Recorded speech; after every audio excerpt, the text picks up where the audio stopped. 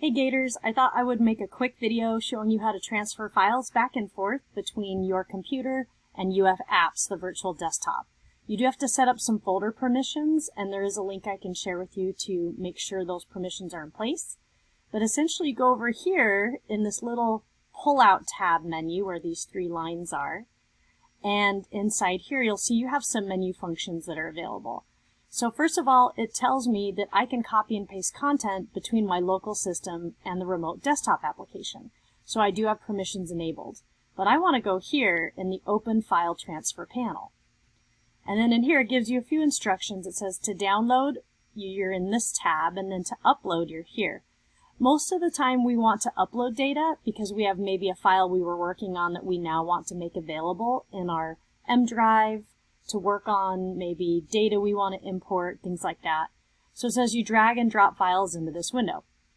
So I'm going to go grab my file, and I can actually drag it right in here into this window, and essentially it will start uploading, not downloading, uploading this file.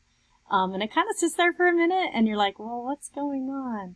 Once I close this, the default is that it loads that data to your My Documents inside the M drive, but it's not completely obvious when it does that.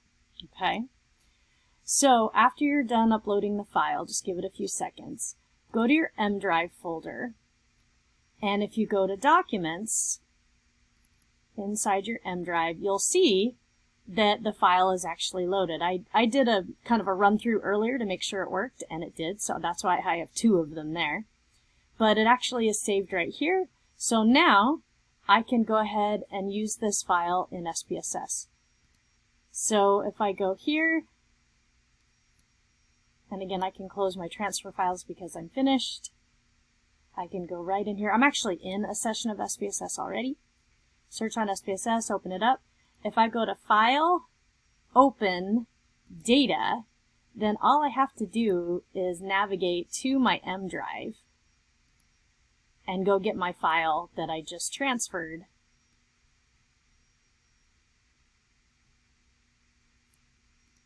to that area. And I realize it's still in Documents. There it is.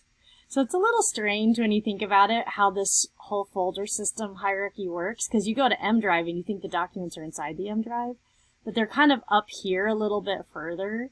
So just go to Documents, and then again, you can kind of see the data there. So now I can open it up, and it will launch the file. Now I can work inside this file, make changes to it, and kind of get everything the way I want it to. And then I can go ahead and save this when I'm finished. I can save it to any location I want to inside my documents or in my virtual desktop. This is a network drive, so it's kind of temporary access to have documents stored. But I can go all the way to my M drive and stick it in a known location like my desktop or my files, and go ahead and save it in a place that I can retrieve it later. But essentially, this is a data set that I've worked on for a while.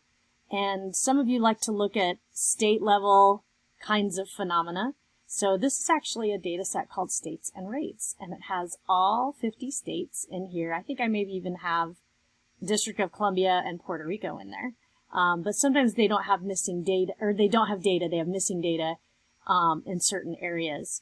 But this data is actually a violent crime rate for 2020, a gun law scorecard, the overall state population, the overall crime rate by state, whether they are red states or blue states in the last presidential election in 2020, and then their poverty rate, recidivism rate, unemployment rate, overall prison population, number of police officers.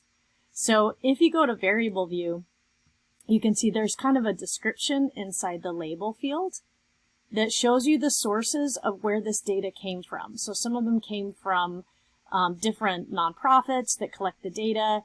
Some of them come from World Population, Politico, Wiki, BLS.gov is the Bureau of Labor Statistics, Census Bureau, things like that. So that's where all the data were compiled. But if you go in the label field, one's from Statistica, you can actually see where these came from if you need to see more information about it and write about it. So I thought you'd be curious to see what's already here. And again, most of these are interval or basically numerical information because they're rates and percents and things like that. But if you look at the red state, blue state, you can actually see there are labels inside here for a blue state voted Democrat, a red state voted Republican. So you can create categorical variables with states, like you can do region, north, south, east, west, and create labels that way. You can also do categorical variables that might have to do with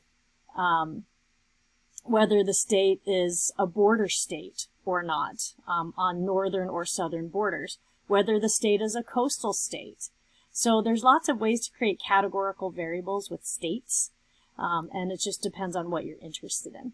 But you're welcome to add to this data set in any way you'd like to with more information and then save it to your M drive. Good luck!